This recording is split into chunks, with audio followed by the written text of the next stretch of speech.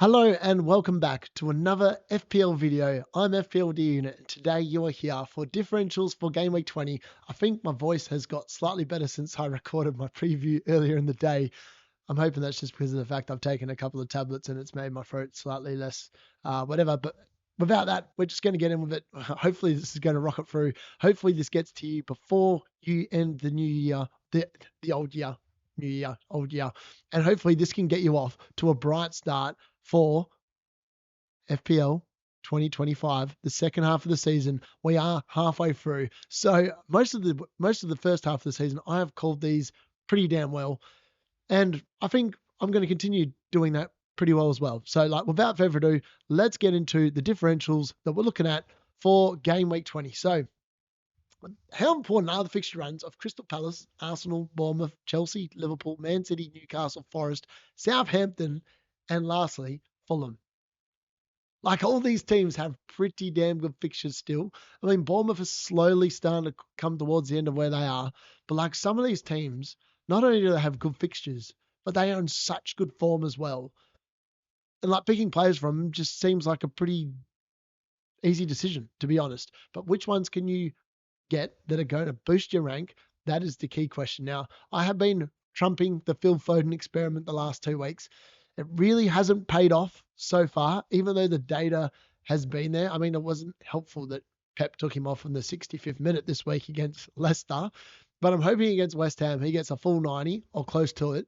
And hopefully we'll see that West Ham team just conceded easy goals against Liverpool. And I'm expecting hopefully Man City will be able to do the same thing, particularly considering it's at Man City's home ground. So we will be looking at those particular options this week in particular. Now, do you hold the popular assets or do you move them on?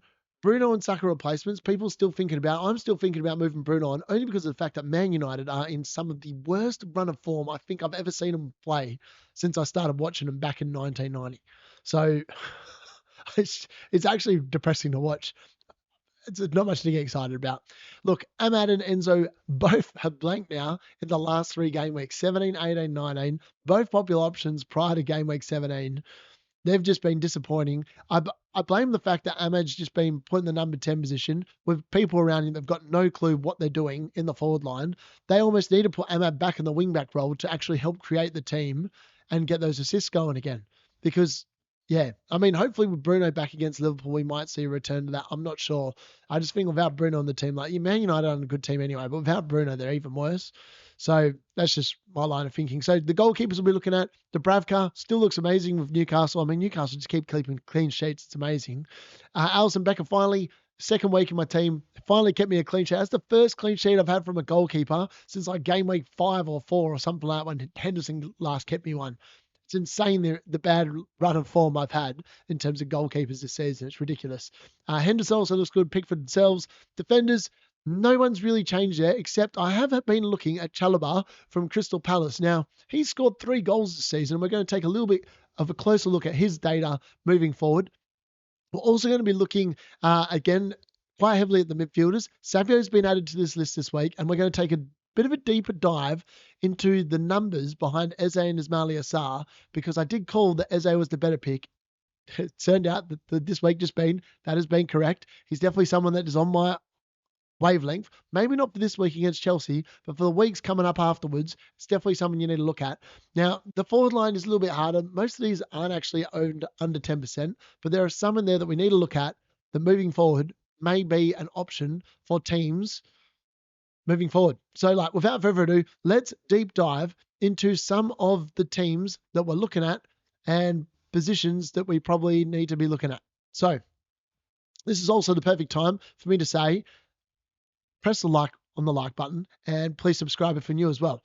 And yeah, hopefully you're enjoying this. So the goalkeepers, as I said, I've got Becker and Fabianski. I'm quite happy with that. Becker is still only owned by 6.6%. Now, lots of people own Raya instead. I just think that the run for Liverpool just looks easier than the run for Arsenal in terms of how many goals I expect them to concede. So for me, I think Alisson's the better pick. He's also going to cost you 0.2 million less. So that's something to keep in mind. Now, but if you wanted to save some money, Sells is actually the goalkeeper that's been so good this year. Like, so Nottingham Forest this season have kept 1, 2, 3, 4, 5, 6, 7, 8, 8 clean sheets in 19 games.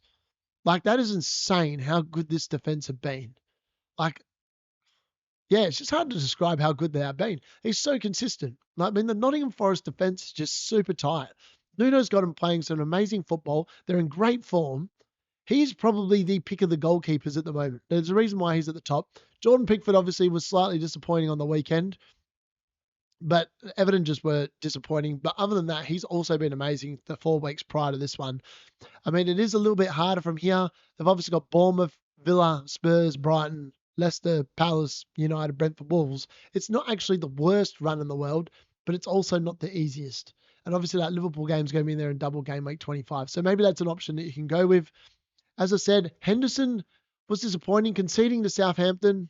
Less than 1 XG conceded there, but it's not ideal. It's not what you want. 11.7% ownership as well. Like, a lot of people diving in. I mean, from game week 21 onwards, though, it does look really good. And that is why a lot of people are jumping early on the Crystal Palace bandwagon.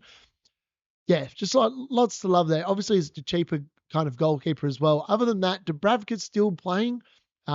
Nick Pope in here, just FYI, is expected to be back by the 15th of Jan. I'm not sure if that's going to be the case or not. But until then, Dubravka's doing amazing. 4.2. He's now kept 24 points in the last 4 weeks. Clean sheet in the last 4 weeks. Like, Newcastle have been amazing. Yeah. And like Lewis Hall has been amazing as well. So yeah, those are the goalkeepers. Nothing too exciting there. Now, if we go to the defenders, obviously a lot of these players are not low owned. So Lewis Hall's now owned, but I didn't realize he was owned by this many people. Almost 15% ownership now. There's a reason why. He's got 28, 40 points in the last 4 weeks. That's insane. He's going at 10 points a week over the last 4 weeks, which is just ridiculous. So yeah, not much. And like Lewis Hall, I'm expecting to continue there as well. Now, Milinkovic is definitely the pick for me. He's still the best defender, I think.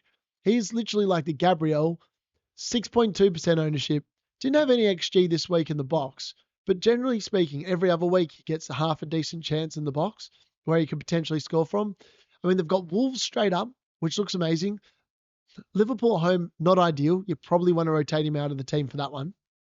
Put him on your bench. But then the next 4 after that, Southampton, Bournemouth, Brighton, and Fulham. I bet you they keep at least 2 to 3 clean sheets across that run.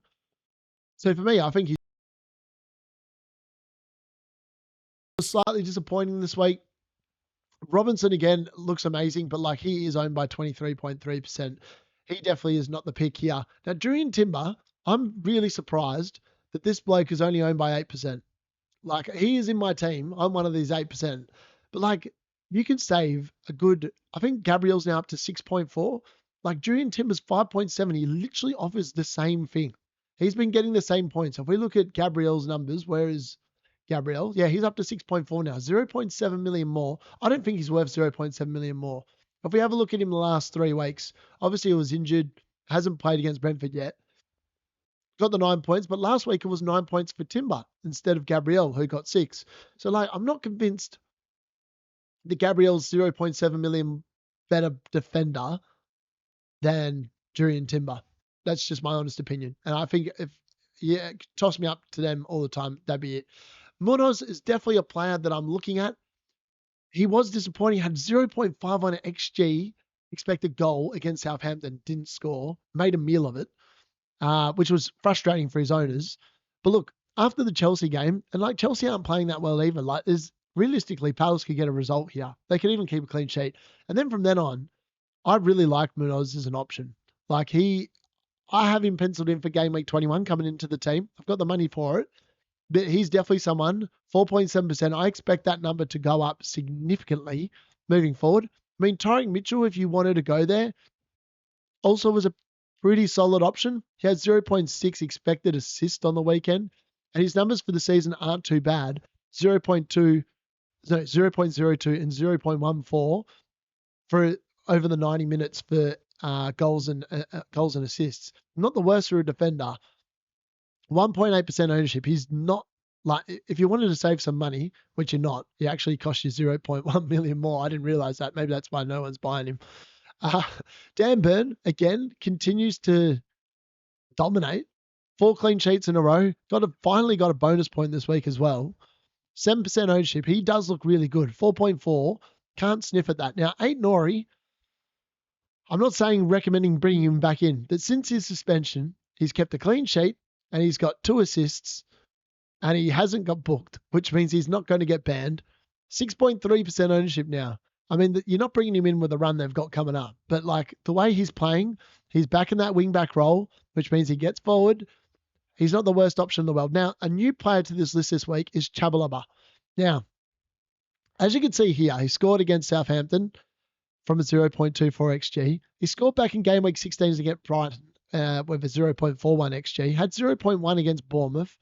You can see here that across the season, he's actually not too bad in terms of getting a decent chance every now and again. Obviously didn't play the first 6 games of the season, but since then, he's averaging 0.1 expected goals per 90 and 0.03 expected assists per 90. Now, as I said, this week, probably not the move to pick him in. 0.9% ownership. He is a cheap Palace defender. He is getting those chances. Like he is like a Milinkovic, a Gabriel. He's definitely someone you should be aware of at 4.4 million. Definitely someone that when I was looking for the research this week, definitely stuck out to me. And I really like him as an option. So definitely something that you should be aware of moving forward.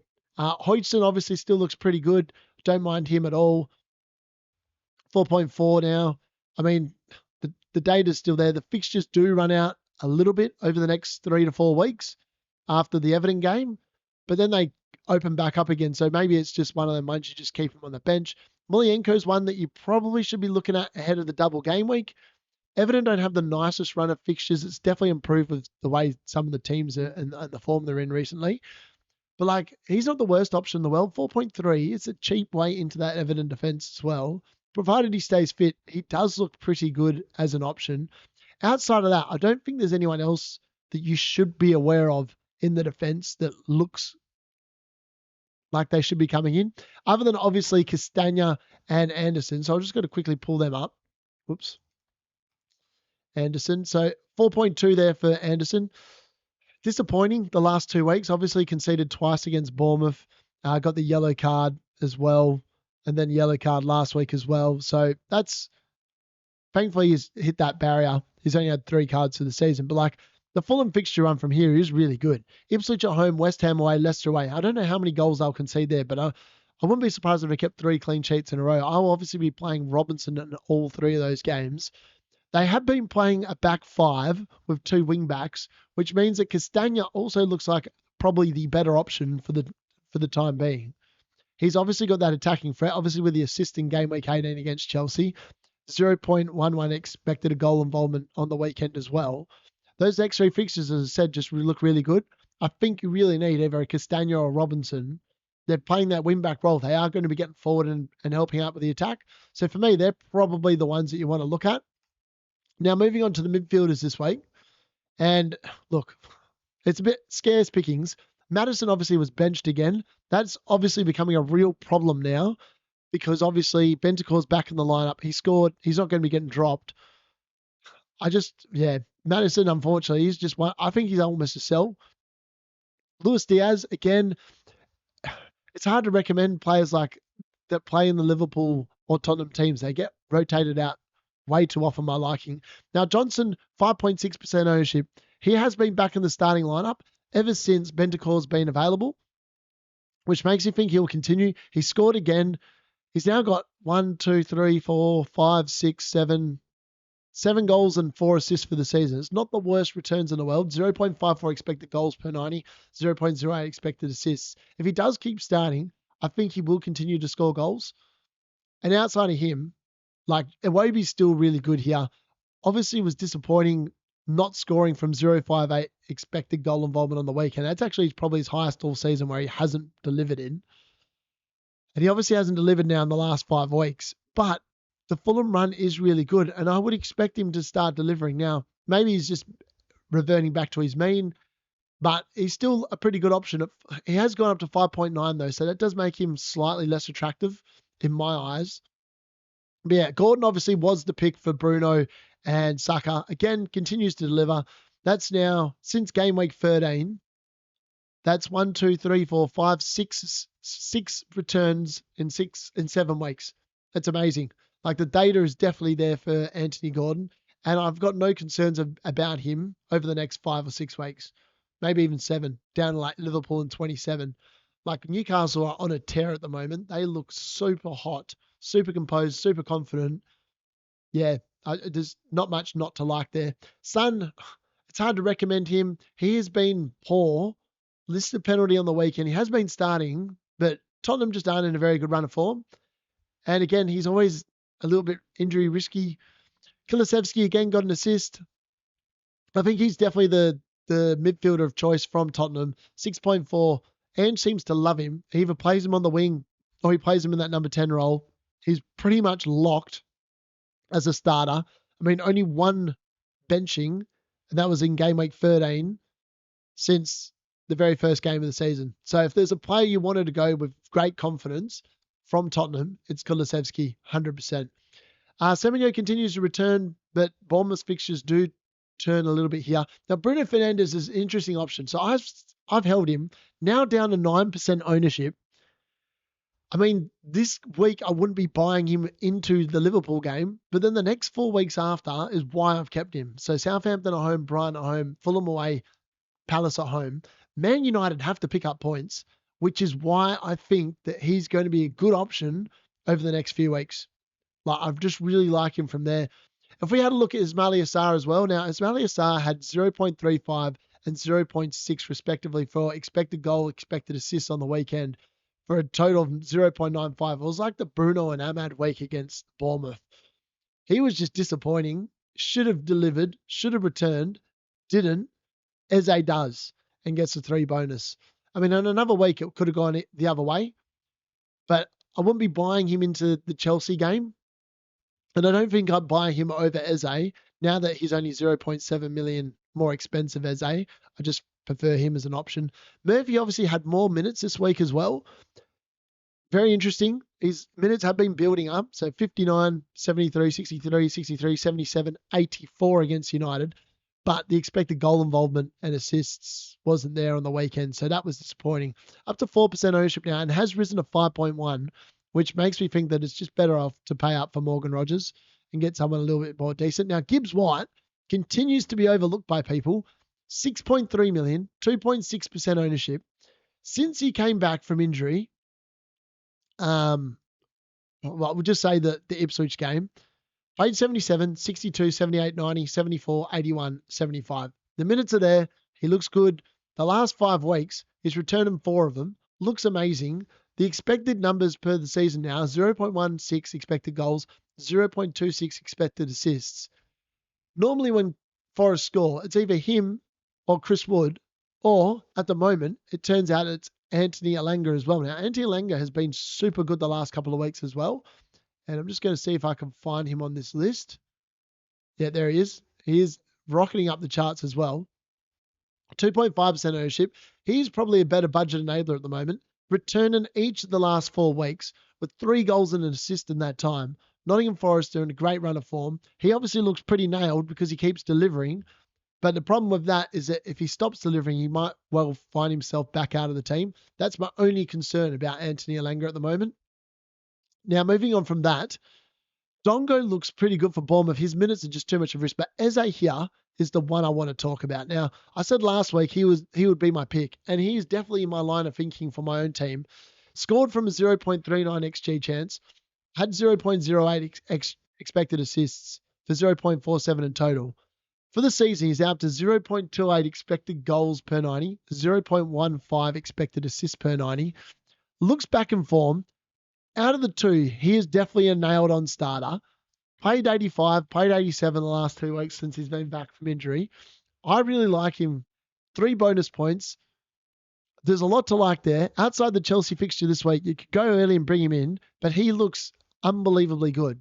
I just think that he's a great option moving forward and definitely someone you should be aware of.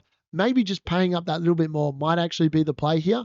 Now, Savio is a player that returned on the weekend, and normally I don't go off 1 week punts, but the Man City fixture run for the next 3 weeks is really good. West Ham, Brentford, Ipswich, all look amazing. Chelsea always struggle against City as well, historically speaking. So the next 4 weeks don't look that bad. It then dries up significantly after that. But for a short-term play and covering the Man City attack, 6.4 million doesn't seem that bad. 1.1% ownership. He's played back-to-back 90s. And I'd say that he's looked close to, outside of Phil Foden, the best Man City attacker on the pitch, particularly in the week just gone as well. Now, Diogo Jota started for the 4th game in a row on the bench, came on for the 2nd time of those 4 games and scored. So I think that we're going to see him start very, very soon. I'm not sure when that's going to be, but it will be soon. 3.4% ownership. He is someone that you probably need to look ahead of the double game week, which is likely to be double game week 25 when they're going to have Wolves and Everton in that double game week. The only problem is I think he is, along with Diaz, too much of a rotation risk. Like they could easily play one of those games, then start the other one on the bench, which is not what you want to be looking at when you're trying to invest. Now, Martinelli and Odegaard still look like really good options here. Dibbling also was amazing on the weekend. Got a goal, 4.5 mil. Probably not going there because I'm not sure his minutes are nailed on under the new manager, but he did look good. Southampton have an easier run of fixtures coming up as well. Brentford, Man United, Forest, Newcastle, Ipswich, Bournemouth, Brighton. Not the worst run in the world. They might score some goals. I just don't know if I could really recommend. Now, Phil Foden is definitely someone you should still be aware of. The next 3 weeks, obviously got the assist this week, which was lacking against the Everton game where he really should have had a couple of assists. Not so much of a goal threat this week, but I am expecting him over the next 3 weeks to perform and Man City to hopefully go on a run of 4 wins in a row here and try and get their season somewhat back on track. He is still an expensive option, but at 5.5% ownership, if he does pop, and I'm hoping that he pops for just one of these weeks, he'll make it all very worthwhile. I don't mind it at all. Now, Guedes has been, I think, pretty decent the last few weeks, but he obviously started didn't play much on the weekend, which was disappointing for him. Odegaard hasn't played yet.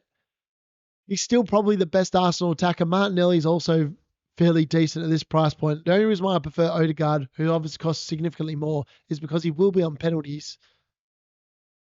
And yeah, that's pretty much the only reason why. I just think the Arsenal attack without Saka in it is going to be disappointing. Now, De Bruyne started on the weekend, played the full 90 minutes. Didn't really do much though. 0.22 expected goal involvement per 90 for the game. Not really cutting it. Obviously, the next 3 weeks look pretty good still. But yeah, that's the midfielders pretty much. Then on to the forwards. Now, Haaland obviously is down to 30% ownership now. He's probably not the pick. I'm obviously got Isaac, Wood, and Jackson now in my team. I'm going to talk a little bit about Watkins. Now, Watkins is 15.4% ownership, but he was back in the lineup. Obviously, Duran was out suspended, and he made the most of it. Got a goal, got an assist, 12 points, 3 bonus. I mean, the run of fixtures for Aston Villa coming up. I know Morgan Rogers isn't going to be playing in this Leicester game because obviously he was banned, but it looks really good. For the next 5 or 6 weeks, having Ollie Watkins in your team might not actually be the worst play. He's obviously got Leicester directly in front, which looks amazing on paper. I think now that he's back in the team and started, I don't think he's going to be a problem in terms of Duran. Strand Larson obviously came off the bench in this game and scored, which was ironic. Played the second half. Cunha's going to be out banned, so he'll definitely be starting. I just don't like the Wolves run of fixtures. If Vanlinson obviously started again this week after he got benched against Palace, and he scored, so he was a return to form as well. 2 bonus points, 8 points. Again, not bad options. Now, Raul Jimenez is a player that you should be looking at. 6.3% ownership. Did start against Bournemouth after starting against Chelsea. Obviously scored, so he's obviously still first choice. The next 3 games in particular, he's worth a look. I think he'll start in front of Munoz, which means that he's a great shout at that bargain basement price, 5.5, against Ipswich, West Ham, Leicester, even against Man United at home. Those next 4 fixtures look really good on paper. I don't mind them at all. Havertz is obviously still a pretty good option as well. Slightly more expensive, 7.9, but if you're looking to trade Jackson and you just want a little bit more security from someone that is going to be starting every game pretty much, it is Havertz. Obviously scored twice in the last 2 weeks as well. Has been ticking along quite nicely. He's a bit like Dominic Solanke, just ticks over, not with massive hauls, but like with a goal or the assist every other week. Solanke, again, disappointing. Wolves are home. You just expect more. Like, that's 2 blanks in a row against Forest and Wolves. The fixtures get harder as well. Newcastle, Arsenal, and Everton next. So it's hard to recommend him. 9.5% ownership. People are selling him, but he is definitely something you should still be aware of. Now, the last 2, Cody Gapco continues to start. Slot seems to really love him. That's now 7 games in a row that he started. In those 7 games, he's returned in 4 of them. The minutes are still slightly problematic. Sometimes he's getting subbed literally, on the weekend before 60, so he only got the goal and the 1 appearance point. But he is getting subbed before 70 minutes more often than not. That's the problem with the Liverpool players. Just too much rotation to really get excited about. Mateta was also like a really popular option this week. For that Southampton game, he was disappointing. 0.43 expected goal involvement for the game. Just did not perform. And yeah, the run of fixtures for here on in does look really good for Mateta. So like after the Chelsea game, it's definitely not the worst player you could go to. Delap obviously returned with a goal and assist as well for Ipswich. I'm just not convinced how many points he's going to get over that run of fixtures, so it's hard to really recommend him. 2.5% ownership, though. He is someone that is going to provide you with that little point of difference. And other than that, Gabriel Jesus is probably the only other one. 6.7% ownership. I mean, it'll be interesting to see how he goes in the Brentford game today. But, it's hard to recommend anyone that's only returned in 1 game week out of the first 19 so far. So for me, it's definitely an avoid. But yeah, those are your differentials. Hopefully you've enjoyed that video. Hopefully it's given you a little bit of direction with where you all want to go. Definitely some that I've been investing in with Foden, but I'm also looking at probably swapping into an Eze from Foden or Fernandez in order to facilitate maybe a Trent in for Colwill in my defense. That's definitely something I'm looking ahead at doing. All the midfield options aren't really popping at the moment. And after Morgan Rogers comes back from suspension, I'm definitely looking at bringing him back in for Ahmad, who really hasn't done a hell of a lot for me since I brought him into the team. Let me know what you think in the comments. Have I missed anyone out that I probably should have covered this week? Make sure you like the video if you've made it all the way through to the end, and think about giving me a subscribe as well. That'd be much appreciated. That's been Differentials for Game Week 20. Happy New Year. See you in 2025.